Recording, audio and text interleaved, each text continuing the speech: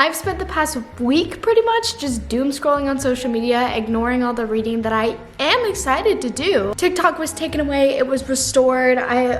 We're just a mess. I was on a trip. Okay, the only reading I've done is on an airplane for like an hour. That being said, we're hopping back into a reading vlog with my most anticipated read of the year. Onyx Storm is here.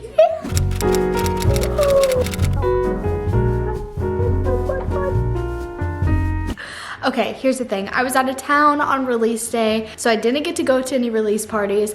I pre-ordered the book on Amazon. It's Friday, it came out Tuesday. Checked my Amazon, nope, that's not a pre-order. I don't know what that is, so learn my lesson. I will pre-order at a bookstore next time. So I canceled the order, reordered it, and now it gets here at some point today, apparently. But I did buy it on my Kindle because I just literally couldn't wait. Started it last night. I'm not really into it too much, like as in I'm maybe 10 pages in. So we're gonna be reading Onyx Storm this weekend, all of it. I gotta catch up. Even though it was like 4 videos ago I read Iron Flame, I still feel like I don't remember a single thing that happened. So we're kind of raw dogging this and we're just gonna see what happens. My guess was so unbelievably good. I'm literally on page 10. And as always, right before we hop in, I always do spoiler free, and then I'll have a spoiler section at the very end where we can discuss the book. So if you haven't read it, watch this part. If you have read it, watch this whole video. Let's hop into reading. This has nothing to do with Onyx Storm, but my physical copy still hasn't come in the mail yet, so I don't even trust Amazon with that. But my physical copy of Fairy Tale got here, which I have a few chapters left if you saw my last reading vlog, and it is such a 5-star. It's so good, it's scrumptious. But unfortunately, so far into Onyx Storm, like because I read this right before, I'm like so bored. I'm so bored with Onyx Storm, I'm struggling. So I might be getting it as an audiobook as well. Why not? Kindle, physical, and audiobook. Let me just waste all my money on one book that I'm not even sure if I like. Anyways, this is the cutest book.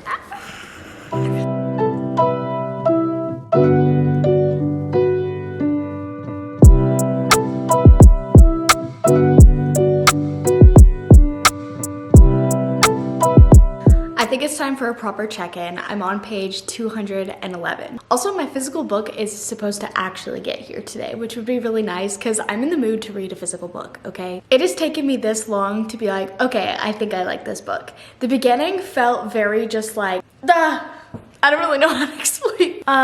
So each of these books start where the last one ends. So Fourth Wing ends, and then Iron Flame starts at the exact same spot. Iron Flame ends, and Onyx Storm pretty much starts at the exact same spot, which I don't know if I like it or not because it almost seems like one really long book. But anyways, the beginning of this book, you're kind of like getting into what are the next steps here, what's going on with our main characters. And I just wasn't really liking it until maybe chapter like 11. I was like, okay, all right, things are starting to pick up. Things are getting better. I think I just have a little bit of whiplash because, okay, so I was reading Fairy Tale and I really like that style of book. That might be my new main. And then I hop into this and it's just like the writing is a little childish in a way. And I'm not against it. Like if it's a good time, it's a good time. It's just taking a little bit more to realize that's what's going on to get back into it. And this is coming from someone who loved Fourth Wing. I'm trying not to look at any online opinions and just form my own opinions.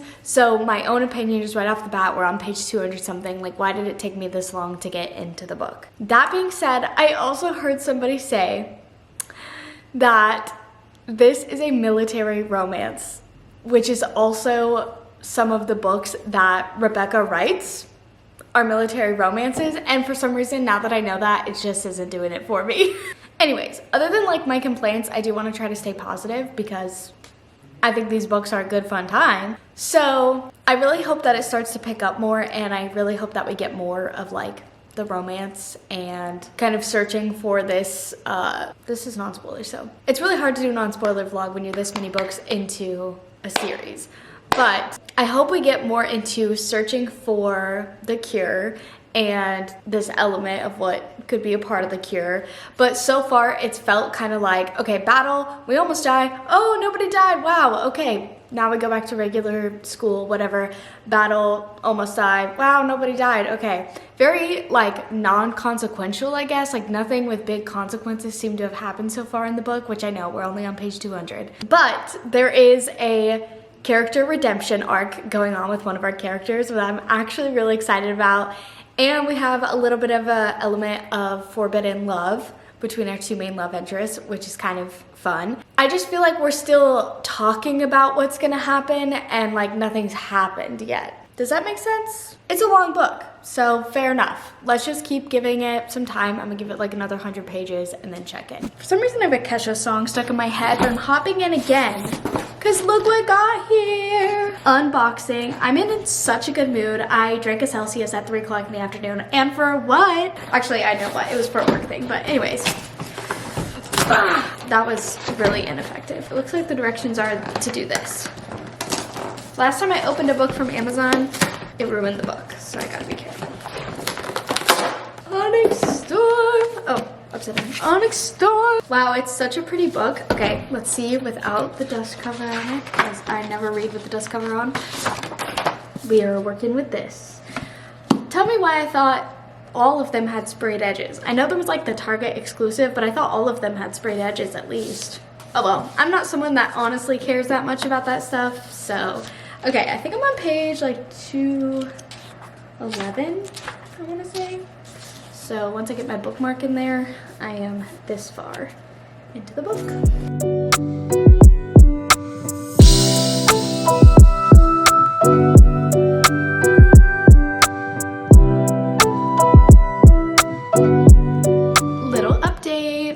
I actually didn't get much in yesterday.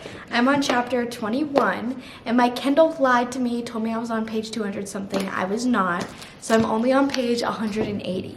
Somehow I'm convinced I'm gonna finish this tonight though, because I also have to start my other book I'm gonna read in this video, which is my book club book that I have to read by Saturday. And I failed my challenge of reading this last weekend. It's Wednesday. Anyways, I still don't know who half these characters are. Like, they keep saying people's names and I'm like, I've never heard that before. I swear I've never heard that. So that's interesting.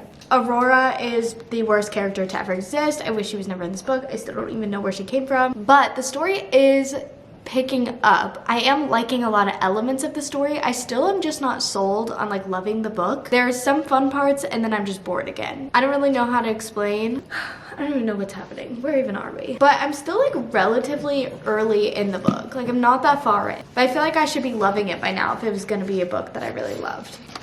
I wish he was doing it for me, but it's just not. If it keeps going the way I'm going, I'm still gonna love the series, and it'll probably be somewhere in the 3-star range. It's not awful. Like, I'm enjoying it for sure. It's not like a waste of time. I'm just not like obsessing over it. So I'm gonna give it some more time. Probably get to page like 300 before I do another update unless something crazy happens.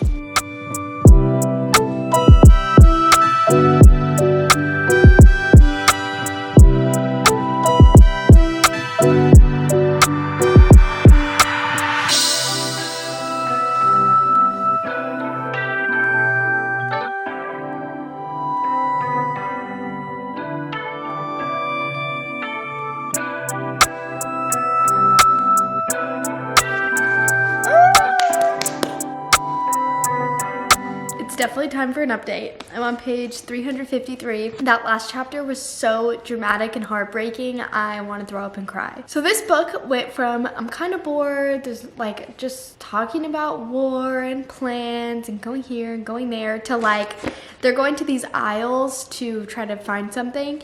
And it was like this aisle, boom, action, action, action, heartbreaking stuff, crazy stuff, finding out new things. And then we just kind of got to the pinnacle of like what we thought we were searching for. And then it was actually just like absolutely heartbreaking. So like, I'm gonna finish this literally right now in this sitting, because what do you mean? What do you mean? Everyone knows the secret now. Someone new just found out the secret they were hiding too, and they're like, what the heck is going on? Tell me right now. Everyone's freaking out. Okay, we're going back to reading.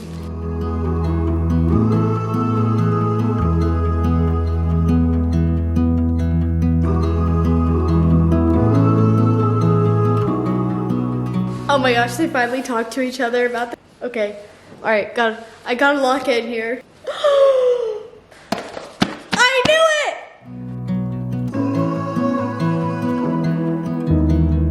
Okay, I think it's time for an update. I went out to dinner with my friends, which is why I have an outfit on. I have 100 pages left. 100. We just had a huge reveal, and this last like 200 pages, 250, whatever, has been so much fun. I'm really hoping this is fun and dramatic and tears my heart out. Ooh, I'm literally gonna finish it right now. I can't believe I started this book. Like, it's kind of slow. I don't even know if I like it. I'm not that into it. It's not as good as the book I was reading. And now I cannot get enough of it. I can't get, I want more. I want more. When does the next one come out? Oh my gosh. Okay, I have to share something with you guys. This doesn't have to do with this book, but I have my book club tomorrow at 3 o'clock. It's 9:30 at night. I haven't started the book club book and it's 400 pages. So I thought in my head, because I always do this, I'm always like, I'll finish a book in a day. I said that about this last weekend and now it's Friday again. And this book isn't that much longer than that book. So part of me is like, maybe I should stop and get 100 pages into that book because I'm probably gonna have to stay up all night to read it. And I'm not good at staying up all night to read because I get tired. But now I'm too deep in and I have 100 pages left and I can't stop. So I think I'm just gonna have to commit and spend the next like hour or so, more like 2 hours reading this. We'll see how fast I can get through it, but I also don't want to rush. And then I have to read a whole entire another book, which I will be putting in this video for my book club. And it's Red Rising, which I've heard is good. So hopefully I can fly through that as well. So decision made. I'm finishing this book right now. Oh my gosh!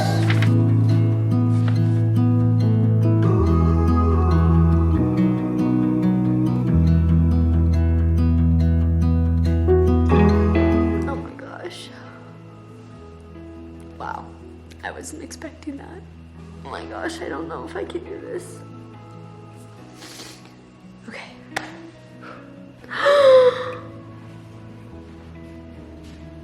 Oh.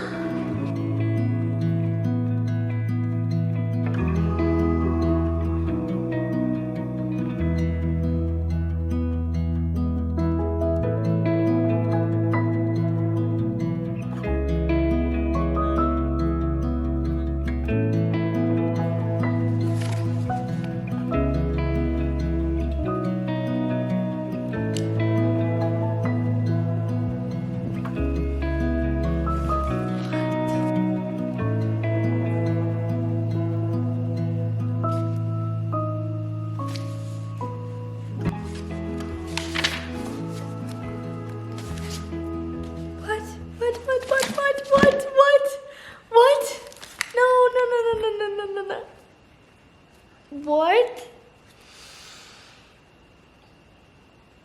Okay, I'm a little confused. I'm shocked. I'm still not even recovered from something that happened like a while ago. Everything just happened so fast in those last like 100 pages. I don't know what to do. I'm freaking out. What? What was that ending? I don't even understand, like, what happened? Oh my gosh. Okay, I need time to process. Everything just started to hit about what actually happened. I did not expect to feel so emotional during the end of this book. I've had time to process and I'm ready for my review of Onyx Storm. I'm going to give it a 4.5 star. I gave Iron Flame a 4 star and I gave Fourth Wing a 5 star. So being the third in the series, I think we're really starting to pick up. I liked Iron Flame, but I didn't love Iron Flame. I loved Fourth Wing and I feel like this is like right there in between them, but I do love the series. The reason this isn't a full 5 star for me is the first like 200 pages were so hard to get through for some reason for me. Like I was so bored and who are all these people? I don't remember anything that's supposed to be happening and I was just struggling. But once it picked up, it picked up. I love that we got more of like bad boy Zayden and we had some redemption arcs and we had some more friendships. Oh my gosh, Riddick is like my favorite character in the whole book. Some comedy relief with him, lots of love stories, lots of crying. The ending absolutely shocked me. I was not expecting, like, it was like back-to-back things the last like 100 pages that just tore my heart out. Without giving away anything, this book ends on a major cliffhanger, so much so that it's like a meme people are posting on TikTok. Like, you get to the last page and then you flip it and you're like, oh, is my book missing a page? Like, is that the end? No, yeah, that's the end. That is, in fact, the end. So, I'm now traumatized from this book. But I had such a fun time. Once it got going, I had a fun time. Now, the things I didn't like about it, is I don't like hearing so much about all the war plans and their school lessons and all the information that they give us. I know that it's kind of necessary for the plot, but I've written other fantasy books that do it in maybe a more fun way, where this feels like I'm in school. And I don't like feeling like I'm in school, like I'm being taught the lesson. But that's just like a small thing. The other critique that I noticed more in this book than the others is like the random modern language. I don't remember what it was. I was reading and I was so into it, and then it said something that made no sense to be in this world and was very much like a Gen Z slang type of thing, and then I started to notice it more and it kept pulling me out of the book, but I can look past that. And Darna was so cute in this book. I really think she's, you know, growing into herself, and like she's so cute and innocent, and just I wish she could be protected at all costs forever. The storyline is also really fun, how we're kind of exploring more of the world. We had yet to do that. Obviously in the last book we explored the world a little bit, but in this book we really got to go out and see what's out there and get more information, especially via like the journals, and then seeing how accurate the journals were to real life and all that kind of stuff. So I'll end my no spoilers review by just saying I liked this one more than Iron Flame. I had a fun time. The ending tore my freaking heart out. I actually wasn't that sad at the end of Iron Flame. Like I was like, oh my gosh, but I wasn't like ripping my heart out, screaming, throwing up, because I figured there was redemption. This one absolutely ripped my heart out, and I'm so scared for the next one. We have no clue when the next one's gonna be, and I'm so scared. So that is it for my non-spoiler review. Stay to the very end of the video to see my spoiler reactions and spoiler review, and we can talk theories and stuff. But for now, I wanted to hop into my book club book because that is at 3 o'clock today. I'm so behind. I just had to finish Onyx Storm. I literally could not wait. So, Red Rising. Shocker, I stayed up super late and I woke up super early. I basically am accidentally doing like a 24-hour reading challenge because I only got 3 hours or 4 hours of sleep because I set an alarm to be able to finish this book. I am tabbing it up since it's for a book club. I'm on page 150 already, and I love this book. I haven't read a book like this probably since like middle school. Just there's so much depth to it, and it's written by a man and the main character is a man, and I don't normally read books where there's like men as the main characters and stuff, but I'm loving it. It's very interesting. So the premise is that they live on Mars, and he is what was it? A hell something. Oh my gosh, why did I literally already forget? I spent my whole morning reading this. Okay, basically, like, he does, like, mining, essentially, our main character, Darrow. And he's married, and they're very young. Like, the girls usually get married at, like, 14, but his wife had waited till she was 16 so they could get married. I think they're both 16. But also, like, if you rebel against the people who are in charge, like, you just get killed. But you're on Mars, so there's not enough gravity, so not only do they hang you, but then your loved ones have to go, like, break your neck by pulling your legs so you, like, stop suffering and you actually die. So it's a very like cruel world. They're on Mars, and basically they are told that they are preparing the humans on Earth, because Earth is like dying, to live on Mars. And they have this hope, this reassurance that if they just work hard enough, that soon the humans will come, and then, you know, everything will be all good. Maybe they won't have to mine anymore. And then they also get kind of like rewards at the end of each day or month. I wasn't quite sure on that because I'm trying to read it so fast, but they get rewards, and usually it's like they get such little pay. It's basically slave wages. They talk a lot about how they're basically slaves, or actually they're not basically slaves, they just are slaves. So they barely get paid. They're given lots of false hope. They're beaten if they disobey, but if they do really good on their mining, like he did at the first day in this book, then you'll receive this extra special coin or whatever that is, it's so much riches. You can have stuff imported from Earth, and this one group of people, because they're all kind of split into groups, always win it. They literally always win. That's kind of where we start. The whole premise is that he finds out everything is a lie, literally everything, after his wife pretty much pushes him to be a part of the rebellion. And he is just like shocked, and I can't say much else without spoiling it, but it's kind of that like, it's basically the same vibe as, oh, human gets taken to the Fey realm. So he gets taken to the gold realm, who are like the superior beings. I have never read a book like this, and I'm really, really liking it. I'm also tapping it up a lot because there are so many just good lines, because it's kind of like a book about the power of elite people and how, you know, essentially we're all nothing compared to the elite. It even mentions like Rome, America, like tons of empires that thought they were the best and they fell, and this like corruption of power when people get money and power. And I really resonate with that because I heavily believe in all that, like, okay, the elites are just ruining it for everyone, the corrupt people, the evil people at the top, and there's nothing we can do even though we think, you know, we're important, we're really not. And there's a lot of quotes about that. There's so many, like, I'll read, like, one of the quotes is like, I said I would give you justice. So he was like, I want vengeance. And then it was, I said I would give you justice. Vengeance is an empty thing, Darrow. And then they're talking, and then this other character is like, now you understand, we are all deceived. This was a good one. Mankind was always enslaved, they'll say. Freedom enslaves us to lust, to greed. Take freedom away, and they give me a life of dreaming. They give you a life of sacrifice, family, community, and society is stable. There is no famine, no genocide, no great wars, and when the golds fight, or like the superior people, they obey rules. They are noble about it when the great house bicker. So just a lot of like really intriguing lines about, it talks a lot about the cost of freedom as well. And there's parts where he kind of hints to like, I wish I didn't know all of this, kind of like that ignorance is bliss, and wishing that he could go back to just appreciating his beautiful wife who he is so in love with. It's like a quest to avenge her essentially, and he loved her so much and he was happy. He was chill with the life that he had, with the false sense of hope that he had. Now he is shown, okay, well now you have more freedom, you have more money, you're a part of this elite group. Now what? And which way is really the better way of living? But then he meets people in the elite group who he thinks are kind and they're not necessarily evil. And he's like, I'm supposed to hate you. So there's a lot of like deeper meaning, and I'm eating it up. I love it. I just want to finish it right now, which I actually need to because I only have a few more hours to my book club and I'm only on page 150. I don't think I'm going to be able to finish it by the book club, but I'll get enough to where I'll have things to say. So let's get back to reading.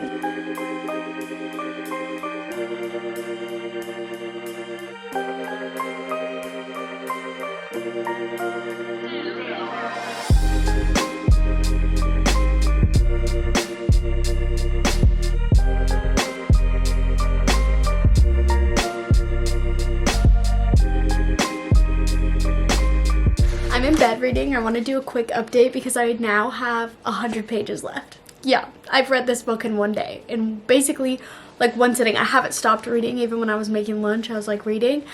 This book is insane. I am loving it, but I also am like, it's written, like I said, like by man, male perspective, all that, and it's definitely giving male. It's definitely giving a little gross and icky, but I'm eating it up. I can't believe how fast-paced this book is because I've yet to be bored. There's always something going on, always a lesson to be learned, constantly kind of like the main character questioning, oh wait, did I do this right? Was this the right way to do it? What is my mission? Why am I here? All those kind of things, and it's so good. I have literally 100 pages left, 9 chapters. Let's get this book done.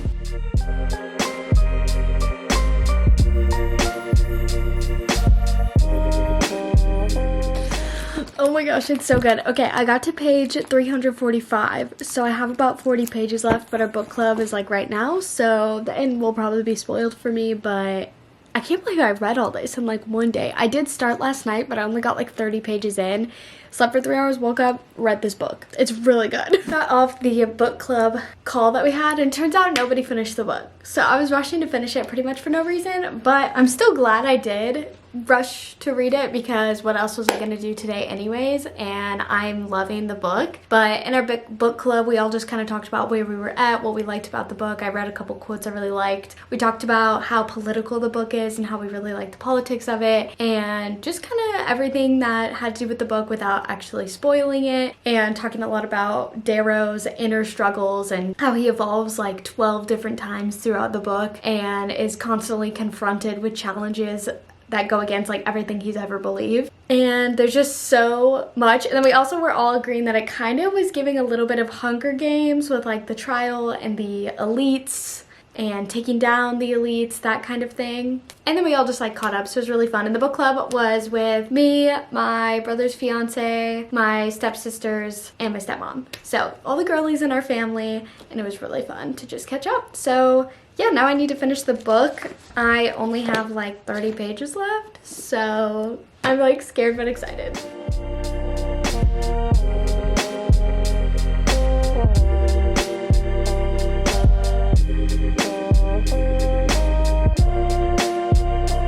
I finished Red Rising, time for my review. I'm gonna give it 4 stars. I loved so much about this book. These are all tabs that I found to be like inspiring or just good quotes to kind of sit and think about. This book is super political, and it gets into a lot of like complexities within politics as well, because it questions the system, but then it gets into the system and it's like, oh, well, there are good people here. Is everything evil? The ending was really good. There were some really good quotes. Like, for instance, this isn't a spoiler, but at the end, they're talking about how, oh, his generation is going to be the change. I gave them something you older generations can't understand. And then the older guy responds and says, that's the problem with youth, Darrow. You forget that every generation has thought the same.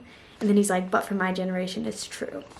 And I find that to be very thought-provoking, very interesting, and there's just like a lot of quotes in here that are very thought-provoking. I would just highly recommend reading this. I flew through it in a day, but take your time with it because there's a lot of interesting concepts in here. I wish I would have slowed down a little bit, but I got it done in one day.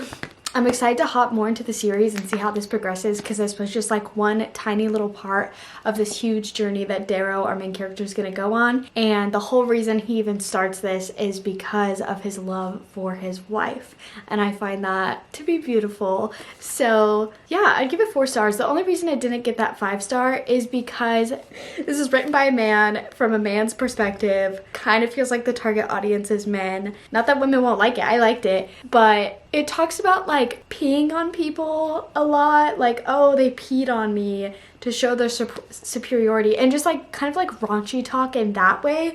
And just, there are just so many things. Like when you read it, there'll be like these kind of like profound quotes, and then there's like, okay, that's such a man saying that. I don't really know how else to explain it other than you can definitely tell it's a man. Okay. Overall, very interesting concept.